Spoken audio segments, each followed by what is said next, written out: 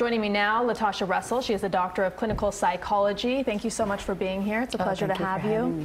So more than 150 women and girls facing their accuser today. An extraordinary experience in court, lasted 7 days.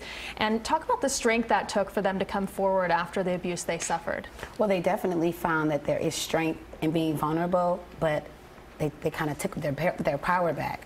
So in my mind, in the way that they basically did away with the shame and the guilt that comes with abuse, it was phenomenal to see that. And it was countless girls that were able to look him in his eye and just take it back. And what does that do for the victims when they are able to look their accuser in the eye, and there's that strength in numbers when all of them come together in that courtroom and know that there's a solidarity among themselves? Well, for themselves, they're empowered. But I was thinking about how many other young ladies or young boys, because this happens to males and females, I can't wait to see what comes of this, where they are able to talk out, say it out loud to their counselor, to their teacher, to their parent, because there's so many people that do abuse their power. It was an important moment in history, wasn't it? Huge. And Nassar got a chance to address his victims today. He said that he would carry their words for the rest of his life. He apologized in court. And then the judge reads a letter that he wrote to the court recently in which he defended his medical care. Let's listen to that.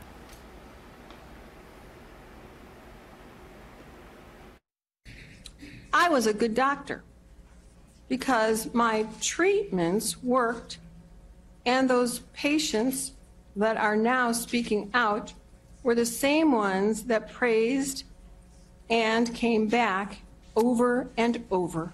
The media convinced them that everything I did was wrong and bad. They feel I broke their trust. Hell hath no fury like a woman scorned.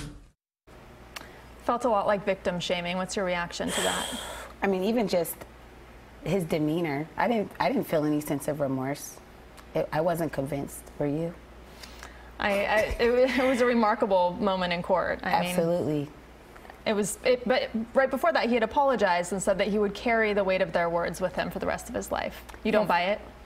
I hope that he carries it. The fact that it was something that she said earlier about that he made his mark, that he wanted to leave his mark, and that's the thing that happens with the victims of sexual abuse.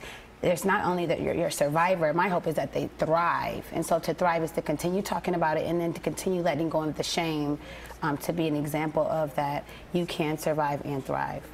And then finally, let's talk about the numbers. 1 in 4 women and 1 in 6 men will be sexually assaulted in their lifetimes. Those are staggering numbers. What needs to be done with the people you interact with all of these victims in general to change this culture? I would say accountability, because a lot of times these are colleagues. You know, this has been going on for a while, even with this case. So there are people that knew about this. I know that there was a young lady, Allie, that said, the Olympic gold medalist, she said that she had already gone to the CPS and she had already gone to her counselors.